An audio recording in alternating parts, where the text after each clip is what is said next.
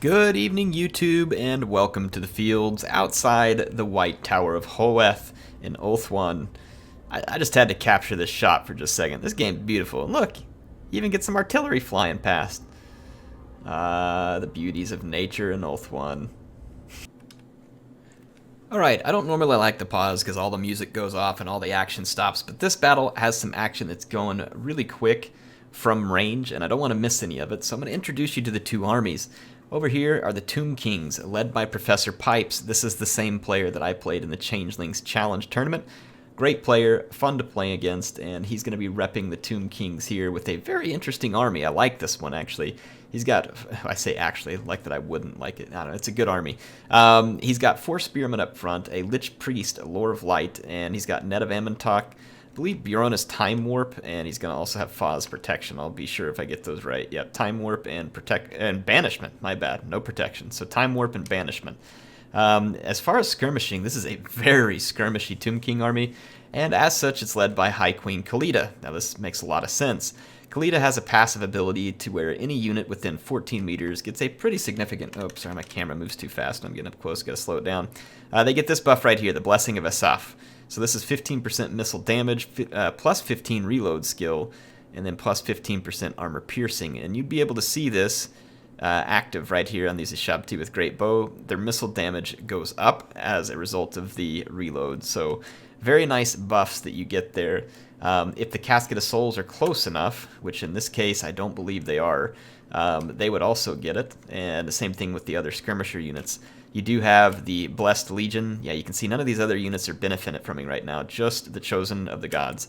Anyway, 3 Ushabti with Great Bow, one of which is the Chosen of the Gods. Remember, they've got the arrows that are kind of like an air burst effect. It's pretty cool. 2 Skeleton Archers, and then the Blessed Legion of Pkath, however you say that. The 2 Casket of Souls. So very little infantry though, just the 4 skeleton spears. So this army is going to be very, very weak infantry, and it's going to have to do its damage from range in order to hold the High Elves at bay. It's also going to need the spears to help protect all of these skirmishing units. So a risky pick. There are also some carrion way back in the back. Now, for the High Elves, I'm going to speed the camera up so I can get across the field. We've got over here in the woods the Fireborn Dragon Princes, a regiment renowned, and amidst them is Teclis. Don't see this too often, but Teclis the pick here. Because of his magical abilities, he has lots of spells here.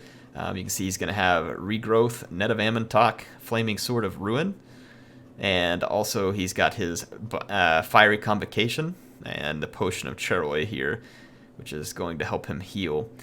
Yeah, very interesting pick here with Teclis. He can be a good support unit if used well. There are 4 White Lions of Trace. There is a Spearman here in the center, and then 2 more backing up 2 Eagle Claw Bolt Throwers. There's a single Sisters of Avalorn for some high damage, long range ability to support the Eagle Claw Bolt Throwers, and then we have a Flame Spire Phoenix here to give a bit of an air force. Let's get this battle underway. The Tomb Kings often go underrated as a skirmishing faction. They can actually be a little bit stationary, not entirely, but a little bit stationary, but they can be a devastating skirmish faction. Casket of Souls is a very effective artillery piece. It's expensive and a bit risky in certain situations. Like here, when he's going to face these Eagle Claws, you'll notice that he's placed his Casket of Souls quite a ways back, because those Eagle Claws will eat up a Casket of Souls. You can see that they're sitting just outside the range. This is a nice placement by Professor Pipes to make sure these things don't get KO'd early. And look at this, just a couple volleys. This White Lion is basically ruined. And these ones over here taking severe damage. The Ushabti with Great Bow, Armor Piercing, and then the Chosen of the Gods with that Air Burst effect. Just look at this. Tell me this isn't amazing. They're going to wreck the Sisters, so an extremely high value target getting hit here. And it should be, because it's a target of choice. Now the High Elf Infantry, as long as it stays over 50%, I believe it's 50% health. It could be leadership. I always forget which one. I think it's health though. I'm gonna double check before I tell you wrong. Yeah, hit points. So as long as they're over 50% hit points, they have the martial prowess. So taking away 50% of the hit points of a High Elf unit before it enters combat neuters it significantly. And you can see right here, this White Lion routs before it even does any damage, which this is what the Tomb King player needs here if they want to win. So getting that martial prowess off early and then getting these units off the battlefield quicker. So you can see a net of Ammontok here being used to slow down that White Lion, allow a little more skirmishing. The Blessed Legion is going to sunder armor. So terrible damage to the High Elf infantry lines here. Teclis is going to come swinging out of the woods with the Fireborn, and the Tomb King's player has seen this, and he is moving some spearmen back. This is good, holding units in reserve. Even though it's difficult for him to maintain a front line, he kind of has to do this. If he loses these caskets, he's in big, big trouble. 3, 4. He had another spearman that I didn't get counted earlier, so there was actually 5 spearmen. That's my mistake. These White Lions over here are pushing the Ushabti. They're either going to get the Ushabti or the casket. So you can see he turns around one of the archers to try and do some damage. Again, don't ever underestimate the capability of skirmishing for the Tomb Kings. Over here, the Fireborn, they're going to come in and try and get into combat. The challenge of getting cavalry into the ranks of an undead faction behind the lines is that the undead factions don't rout. So it can be kind of punishing for your cavalry while feeling like they don't necessarily cause a lot of damage. Now, they can cause a lot of damage. In this case, so you see these Fireborn get back here. They're taking shots. They're getting netted. They're having to get bumped into spearmen. And they just start to take a whole lot of damage without having any real significant effect. So right now, the Tomb King's player, which is Professor Pipes, is just doing a fantastic job here. The Fireborn do get loose and get the Blessed Legion, so this is a not-so-great moment for the Tomb Kings because they really want to keep that Blessed Legion. And same thing, this is Ushabti over here being lost to the White Lions. This is painful because it has so much ammo, but it's also hard to do. I mean, that's the danger of this army. You got to keep these guys safe, and it's not always easy to do. But I think the Tomb King's player right now, and you can see in the balance bar, is doing quite well. All this time, the Flamespire Phoenix has been busied with the Carrion. You can see them out here, and this is actually really good, keeping that Flamespire Phoenix at bay. Downside for the Tomb Kings, though, is they've got no answer to these Eagle Claws, and here you can see those Eagle Claws' effectiveness really damaging the Casket of Souls over here.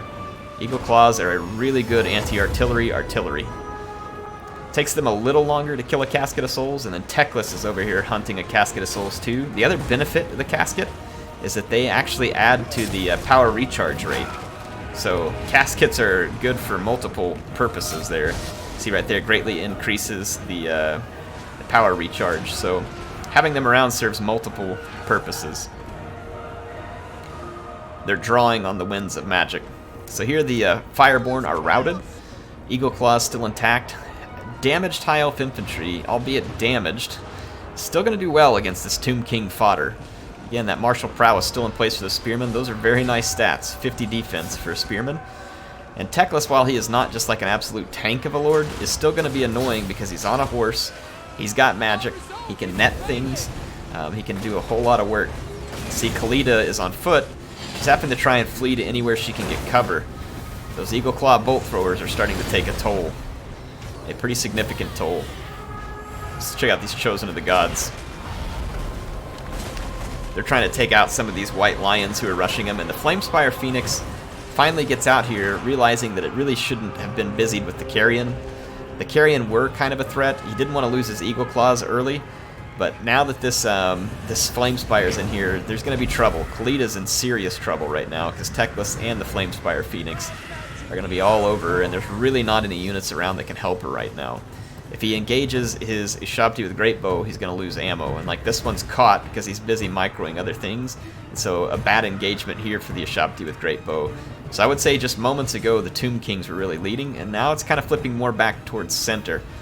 So we'll see whether the Tomb King player can save Khalida. He's bringing the Spearman up. This is exactly what he needs. It's going to work really good at keeping Teclis out. The Spearman, however, won't really keep the Flamespire Phoenix away. The mass is too high. Khalida gets netted, and this makes it very easy for the Phoenix to just punch through the Spearman and continue to put big hits on Khalida. See, she's in trouble. So the Flamespire Phoenix is going to kind of cycle back around here for another hit. Again, you can see the mass, it just goes right through the Spearman.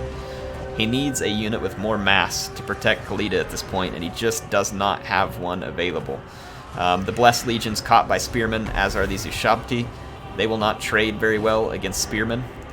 It's just not the type of fight that they're meant for. And Khalida is now crumbling, chased by the Flamespire Phoenix. And I'm guessing that a mummy doesn't much like being attacked by fire either. So that's tough for her. Khalidah's out for the count, and this is going to hurt the Tomb King's leadership significantly. So the Flamespire Phoenix is going to have to be dealt with very quickly if the Tomb Kings want to stay in this fight. But if you think about the tools that are available to do it, the Shabti with Great Bow here is still running away from Spearmen. This one is wavering. They don't really, well, I shouldn't say they're wavering, it's just their leadership is draining. They don't actually rout, of course, but they can crumble. The Lich Priest is now the only leadership left for the Tomb Kings, and he is getting beat down by all the main units for the High Elves here. And Halo's High Elves are riding high right now, and they've managed to come back in a battle that was honestly tilted pretty hard against them earlier. Getting that Flamespire Phoenix back in was a timely move, and absolutely necessary. And then the regrowth on it there is just a nail in the coffin, pun intended, for the Tomb King. So a great comeback by Halo against a really skirmishy Tomb King's army.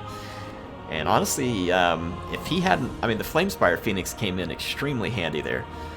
It's a good pick versus the Tomb Kings. The Tomb Kings do have answers to flyers. They have long-range, armor-piercing missiles with the Shabti with Great Bow. They also have Carrion, so they do have some answers. And you might think, well, Carrion suck. How is that an answer? It's not so much that the Carrion are going to win, but if you had like 2 units of Carrion, they can really tie down a unit like the Flamespire Phoenix or a Dragon. So I feel like they're always a great pick against the High Elves, because the High Elves have to bring some type of archers or artillery or something. They can even block the charge of cavalry, because the Carrion can hit the cavalry right before they get a charge and whatever they're going after. So Carrion have lots of uses, in my opinion, versus the High Elves. So definitely a good pick, and it did keep the Flamespire Phoenix busy for so long during this battle. And as you can see, it was helping the Tomb Kings win. They were winning the battle for a decent portion there until that Flamespire Phoenix got back into the fight and started to tilt it, because it was able to pressure out Khalida and get rid of her, something that Teclis by himself wouldn't have easily been able to do, because he can't just plow through spearmen like the Flamespire Phoenix did there. So I'd say that Flamespire Phoenix ended up saving Halo's army and kind of getting the MVP there, in my opinion.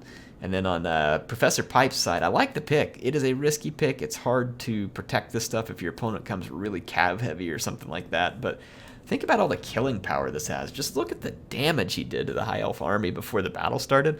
Sisters of Avalorn, neutered. White Lions, almost all of them were completely neutered before the fight began. I mean, just tremendous damage from the artillery. Now, in the end, the Eagle Claw bolt throwers aren't going to show a whole lot of kills, but these were definitely valuable artillery pieces in this fight, as they were able to help bring down the Casket of Souls and inflict damage to Khalida, so that when that Flamespire Phoenix got back, it was certainly an easier fight. But again, I like the pick. This is some interesting thinking. A lot of people just imagine the Tomb Kings having to be heavy on giant monster, constructs, but they don't have to be. They could even come skirmishy. They have horse archers. They have chariot archers. They have skeleton archers at a good price. They have Ushabti with Great Bow. They have Casket of Souls. They have skull catapults. Do not underestimate the skirmishing capability of the Tomb Kings. Khalida buffs those units, and then the lore of Nehekara also comes with a spell that buffs skirmishers. So you got to really watch out. Don't think the Tomb Kings can't skirmish you, because they can. I don't know if that means they can skirmish with the best of them, but they can certainly give you some trouble. And you saw it right there. Sisters of Avalorn, they couldn't hack it in that fight. They were just outclassed there. Anyway, hope y'all enjoyed this battle. Thank you to Pipes and Halo for playing it, and I appreciate Halo sending it over. You all are probably going to see some more of Halo in the near future. We're going to have some announcements for you soon, but I've really been wanting to bring more tournament play to my channel, and for me to play in more tournaments. So to help with that, I've asked Halo to help me out. He is going to help host some tournaments for the channel. If I am available, I will jump in and we will try and cast it together. If I'm not available, I told Halo he could still go ahead and host on the channel, because I want to bring you all more of that tournament content. There's a lot of people really enjoying tournament play in Warhammer 2, and there's a lot of channels doing it, and I want to jump in too and support it. I really want to encourage it. It's fun, and like I said, it's a good challenge for me. So you all get ready to welcome Halo soon. We will have some announcements for you once we get it organized. I say we, it is him. So when the time comes, make sure that you give him some thanks for organizing these things. They're going to be awesome. They're going to be a lot of fun. So I'm really looking forward to it and looking forward to his help and appreciate him sending this. HeirofCarthage signing out for now. I'll be back with some more Warhammer content very soon.